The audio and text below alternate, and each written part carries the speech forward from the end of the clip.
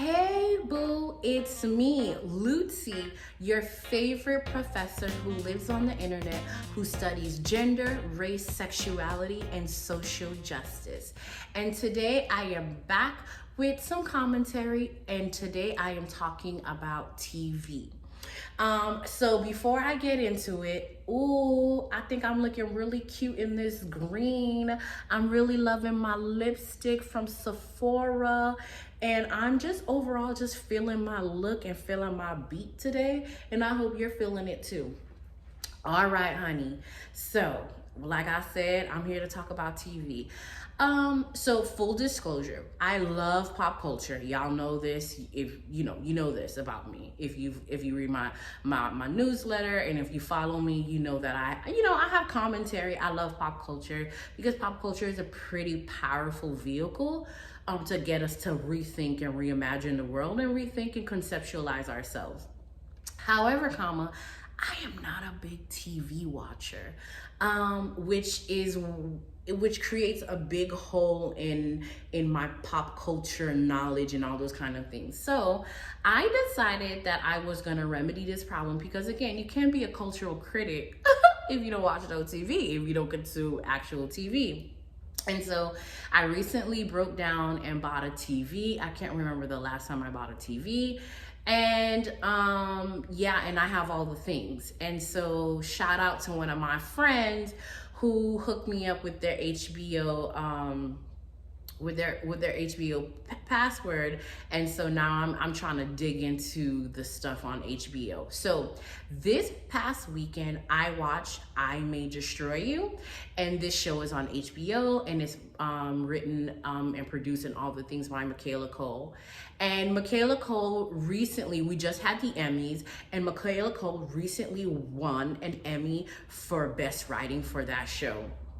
It's criminal that she didn't win more awards. However, if she had to win just one award, I think it's beautiful that she won the award for writing because, quite frankly, y'all, I don't think I've seen anything like I May Destroy You as scripted television. The level of nuance that Michaela Cole was giving us, what she was doing with memory, what she was doing with sequence. It was beautiful. It was perfect. It was delicious. And I recently told someone, usually from my opinion, I feel as if TV usually signals to nuances, but a lot of nuance gets lost. I usually find books to be way more nuanced than movies, but man, oh man, oh man, oh man, oh man, oh man. Michaela Cole, what Michaela Cole did with differing points of view, what Michaela Cole did to storytelling, it's just, we've never seen anything like it before. I feel like I have been forever changed by that show. And all I want to do is talk about that show and scream about it from the mountaintop. So, So let's get into my commentary. First, let me just say, I love the show. It was cute. It was beautiful. Definitely love seeing diasporic black people outside of the United States living their best black life.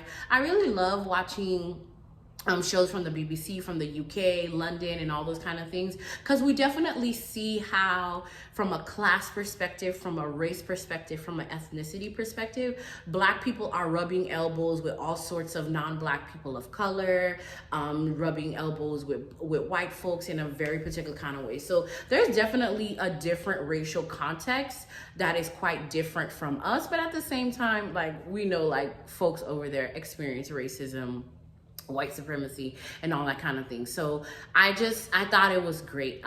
It was beautiful to see how Michaela Cole and her friends, how blackness was portrayed on screen. They just look so beautiful. They just look so striking. Michaela Cole is just absolutely it doesn't make any sense to be that fine and that beautiful, y'all. Like, on top of being so talented, it truly does not make any sense to be that fine.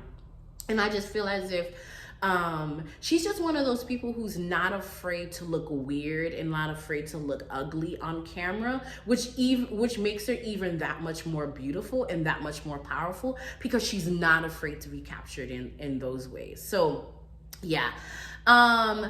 First of all, so it was great to see queerness, Black queerness on display in the character of Kwame, this beautiful Black gay man who was just living his best life on Grindr and doing his kind of thing. I have to say, as a queer femme, I'm low-key jealous that like gay men, trans men, masculine of center folks in a very particular kind of way, the fact that they have Grindr in a way that women and femme don't. I'm just fascinated by that world, fascinated by the way they're really able to radically center their pleasure and access it in very different kind of ways. Baby, like when I tell you I will pay good money for that, I would pay good money for Grindr for women and femmes. But hopefully somebody figures that out. Okay, so the show is great. The show is beautiful. The Black people are beautiful. And so obviously this show has been out for a year and some change. So there's no way I'm spoiling this for you because like it's been out for a year. Okay.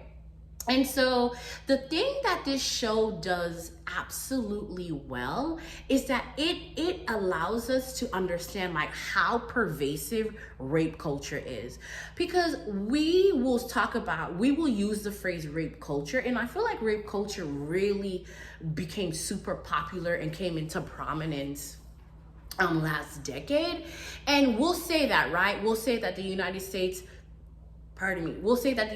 was built on rape culture. We'll say that, rape culture is everywhere. It's in our music. It's in our film. It's in everything. However, this show really touched upon like how deeply invested society is in rape culture, and how all of us, whether we realize it or not, are implicated in rape culture.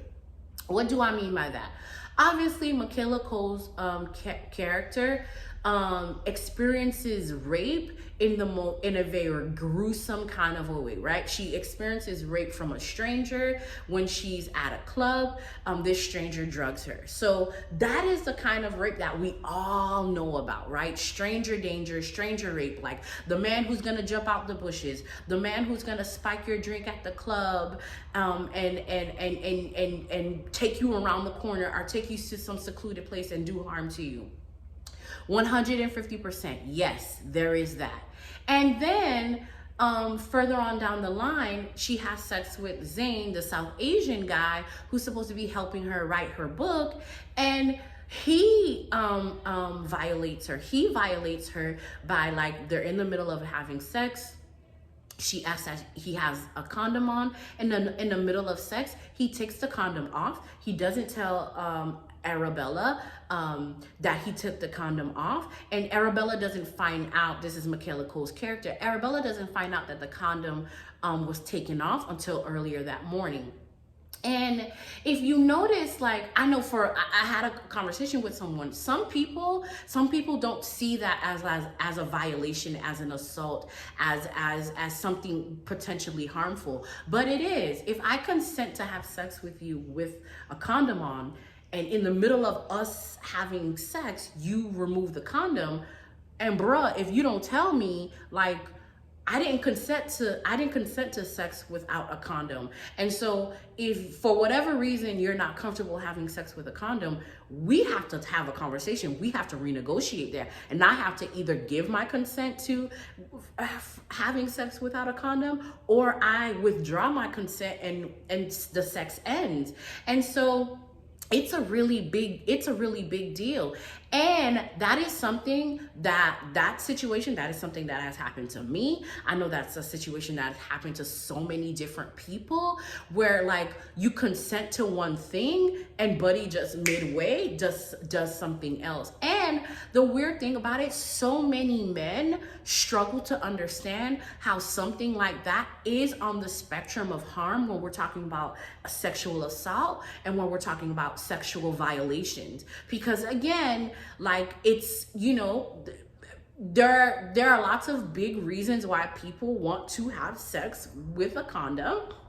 And when you take and when you in the middle of sex change that up, it is a big fucking deal. And so I really appreciated how it showed the nuances, because more than likely women and femmes, non-binary people,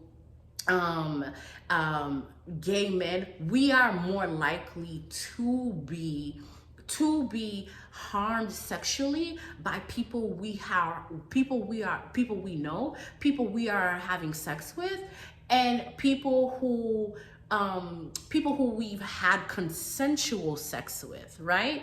And so it shows that. And then you have what happened to Kwame as a black gay man who, after having consensual sex with this man turns around and rapes him and violates him. And so to me, I just really appreciated how it really showed like how rape happens, unfortunately, all the time.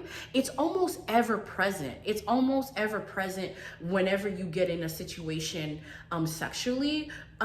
It's just, there's just a high likelihood that something will happen that blurs the line of consent, that blurs the line that blurs the line of consent, and that puts the situation in a harmful place.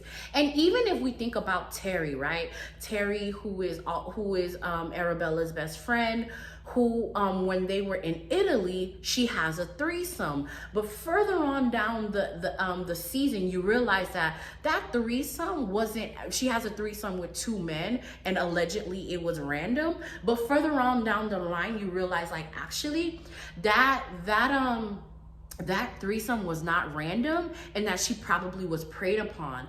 And what all of these situations show is that a lot of manipulation and coercion makes up so much of the background noise of our sexual encounters. And this is why we need to talk about, I think it's really important that we get to a place where we take the sting out of manipulation and coercion, and we really dissect it, and we look at like how like we all traffic in manipulation and coercion, and how people are so used to engaging in manipulation and coercion that I think sometimes when they ratchet it up, when it gets really big, people don't even notice. Like for instance, Zayn, the South Asian guy who took the condom off. It's very clear he didn't think he did anything wrong, but when it was brought to his attention that he did something wrong, he totally got it, because he didn't fight Arabella, he didn't fight for his good name, he accepted that. And so to me, it's just like, I think we really need to start dissecting when we are in situations with other people, how often do we take it upon ourselves to make decisions for ourselves and others? And how often do we engage in manipulation and coercion, whether tacitly, overtly, quietly, or in a big way? So anyways, I just think the show did a really good job of showing how pervasive rape culture is.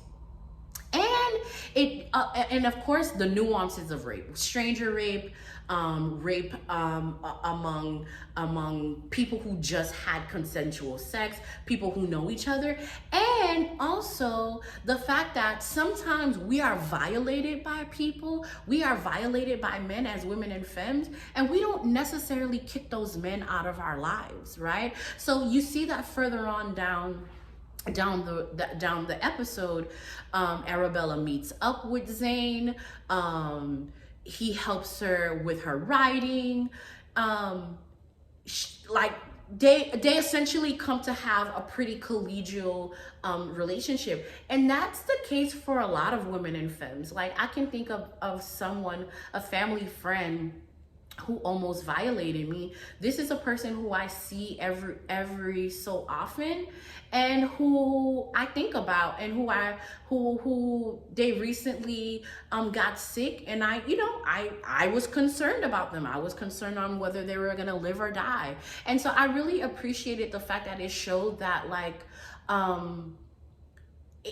that these men that, and typically men, right? And because we know men are not the only people who rape, absolutely positively not. And to be honest, because we haven't studied women in so many different things, we actually don't know how much violences women commit against children, against other women, against men, you name it, right? And so there's that. But being that I'm able, the story was centered on men in a very specific kind of way, we want to think about that. And so, and this is why when we're thinking about the when people are talking about like kill all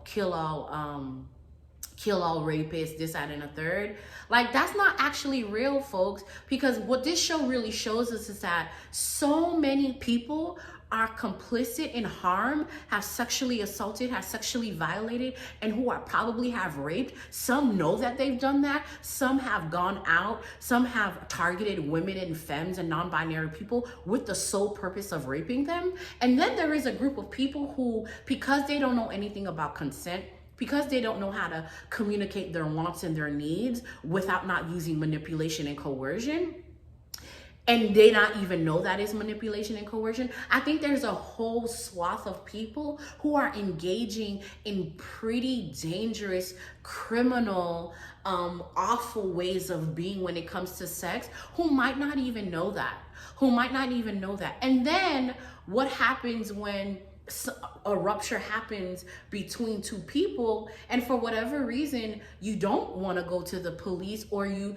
go about your own justice the way Arabella did. She went about her own justice by calling her rapist out, and then months later ends up meeting up with this person and allowing this person into her home and asking this person for help. I think that is so true to life, and is so true to so many women and femmes and non-binary people I know. And so just the nuances of like how we navigate harm, how we navigate people who have harmed us, it really left a lot of space, like how you can hate what someone has done to you, you can hate how your body was violated, but you don't hate the person, and that there was so much space in that.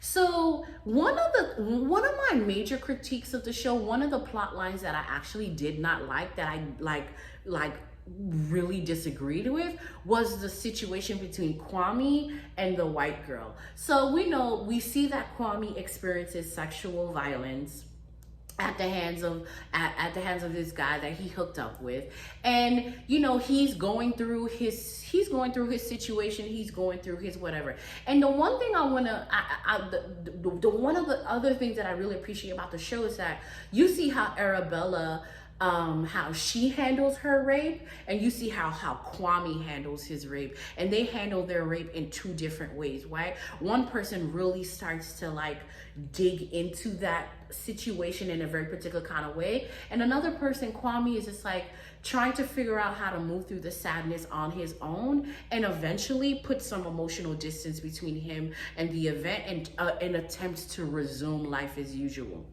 But so anyways, the sexual assault happens to Kwame. Then Kwame's like, you know what? Sexuality is on a spectrum. I'm afraid of men right now. I don't want to sleep with men right now. Let's see what it would be like to have sex with a woman. So he meets this white girl on an app, and they, I guess they're talking, they go on a date, and eventually the date ends up in sex. Now, the thing that's really interesting is that as Kwame and this white woman are walking to her home, it's very clear that this white woman is fetishizing Kwame, because she keeps talking about how she's so into black guys, and she's so into dating black guys. But she says this in such a way like you can understand the tone is like, she's all about black men and their phalluses, right? And you could kind of tell that Kwame is a little bit weirded out, but not all that much. So anyways, they go up to her place, they have sex, and a song comes on, a hip hop song comes on, and the white girl is rapping along with it. And instead of saying the N word, mama says ninja. And Kwame laughs, right? Kwame thinks it's weird that this white girl is using ninja. And so it's in that interaction, it low-key feels like Kwame is trying to give this white woman a pass and say like, well, if the song has the N word, just say the N word. And the white woman is like, well, you know, I have so many black friends, and they would be mortified and like if I use that word. And then so whatever. And so it looks like Kwame is totally okay with A, being fetishized, and B, totally okay with this white woman using the N-word if she wanted to. And then of course the conversation goes on, and she ends up outing herself as a homophobe, and all of a sudden Kwame has an issue with that. And so this is where it becomes important for us to have an intersectional analysis of power. Because someone who is okay with fetishizing black men and boiling them down to their bodies and to their penises, and how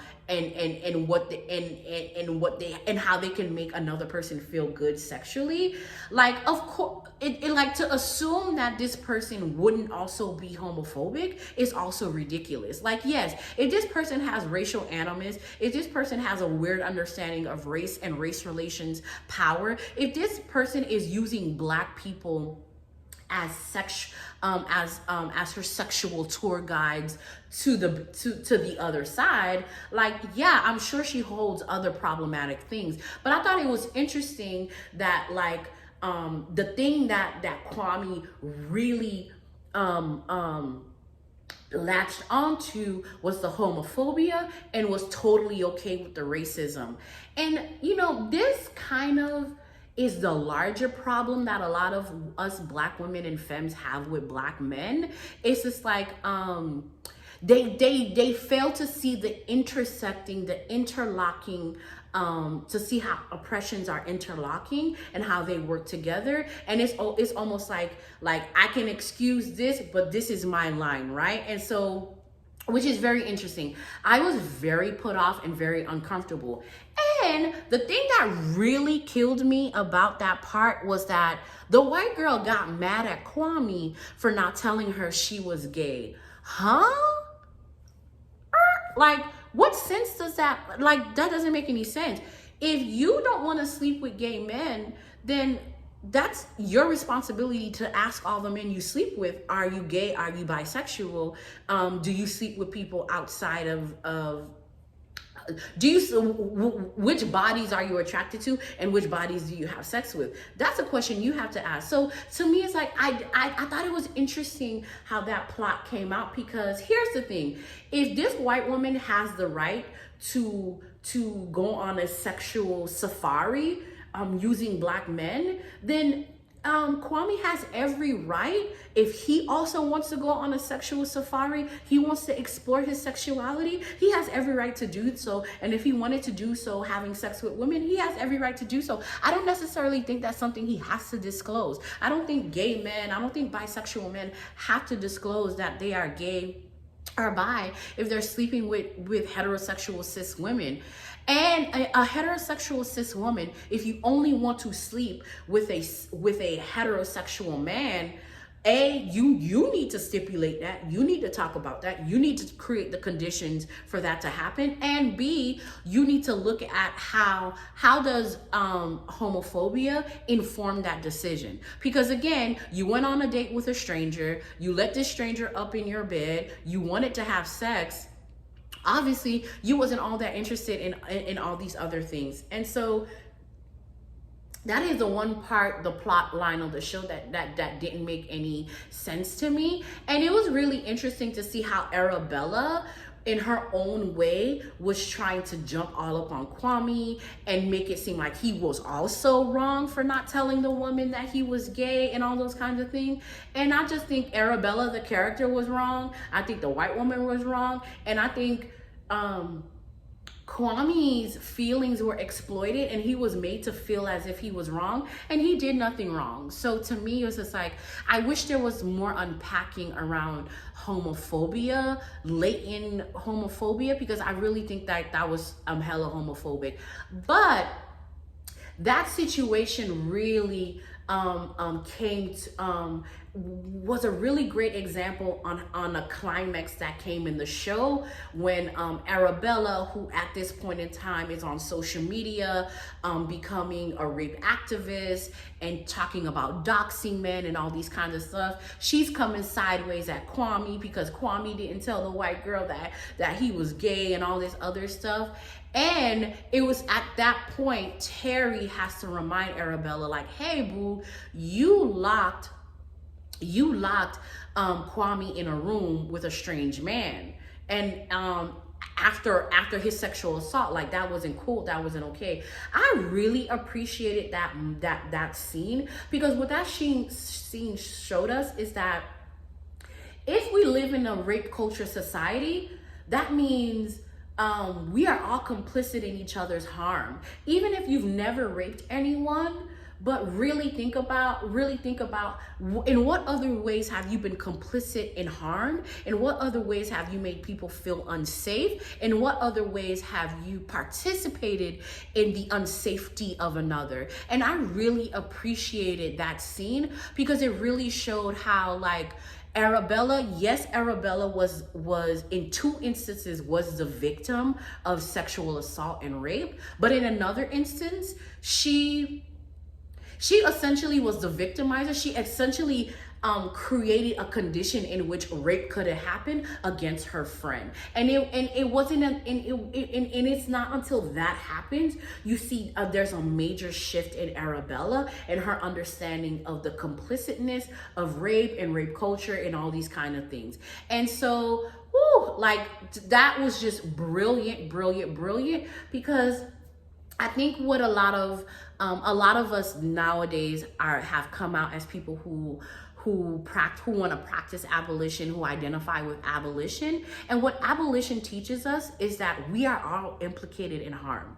We are all harm doers, and that in one situation you could be a victim, in another situation you could be a victimizer. That victim and victimizer is not a hard and fast binary the way we like to think it's a hard and fast binary. That is actually really fluid. And what do we do with the fluidity of when in one body I am both the victim and the victimizer. I was harmed in a situation, and in another situation I am the harm doer. And so how do we be with that? And I just think that I May Destroy You really was written from a place of radical empathy. There was empathy for all sorts of rape victims. And also, I also think there was empathy for, like, for men. Like the last episode when we get a little bit of insight into her revenge fantasies against her rapist, and in one of those fantasies, like, she gets to actually talk to her rapist, and she gets to, like, she has an interesting tender moment. And once again, it's proof that for a lot of us, it's not just clear cut about what we want to do with our rapists, what we think should be done to our rapists, right?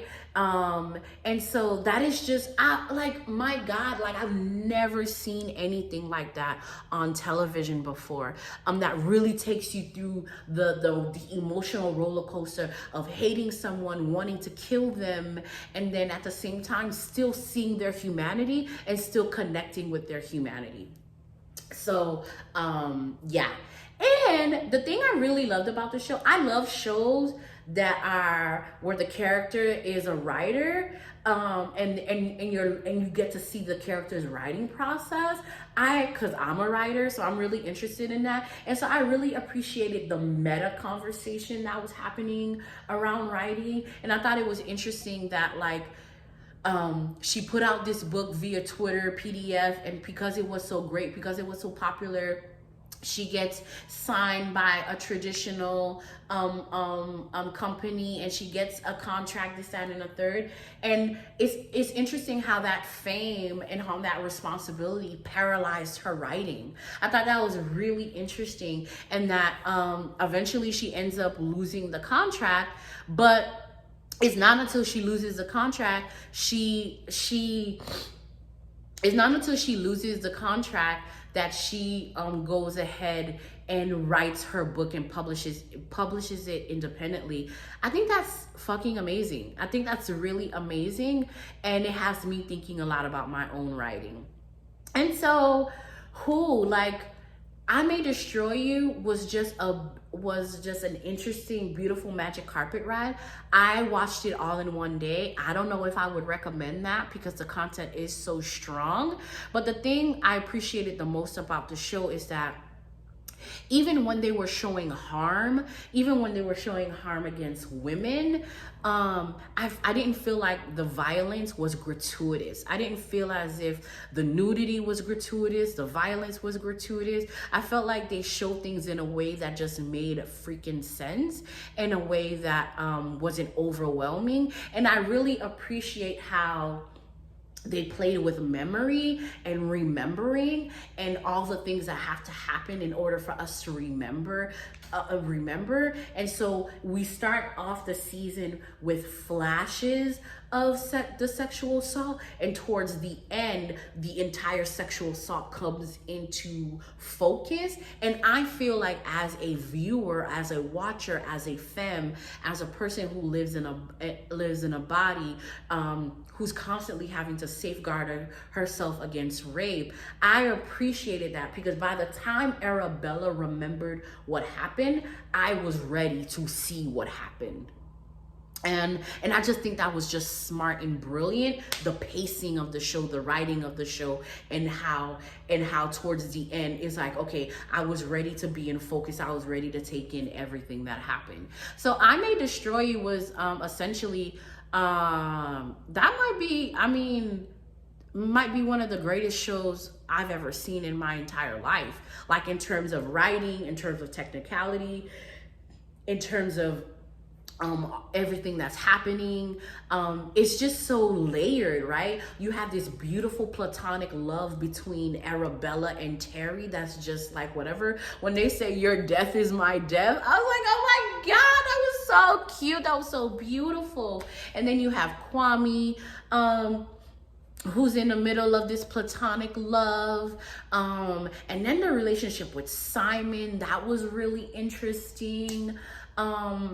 It was just a beautiful, interesting show that really showed like how rape implicates us all, and like how we are all complicit, for instance, right? So to really drive home the situation of complicitness, like Simon himself is not a rapist. However, because he left Arabella alone that night, he opened the door for rape to happen. So what does it look like when we love and care about our friends and we see that they're fucked up, we see that they're drunk? It's our responsibility to go get our people and to make sure they're okay. And this is when we have to think about how do we operationalize our love and our care for each other?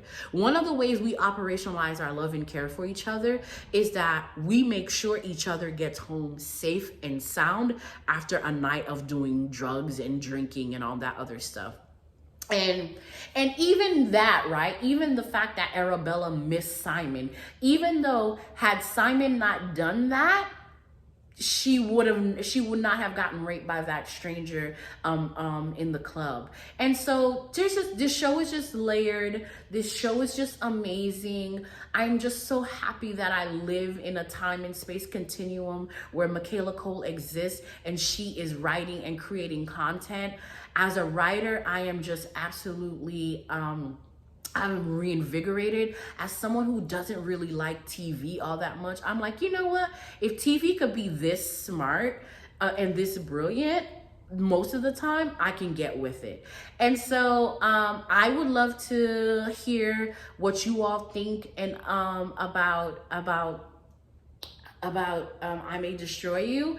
It was great. If you haven't watched I May Destroy You, I don't recommend you do it all in one day the way I did it, because the content is a lot, is pretty strong. I had a huge emotional hangover after it, but I'm so happy that I got to watch the show. And if you haven't checked out Michaela Cole's acceptance speech from the Emmys, it's critical. If you are a writer, like, you might as well commit her monologue to memory for those hard times when writing gets hard. So, okay, bye boo.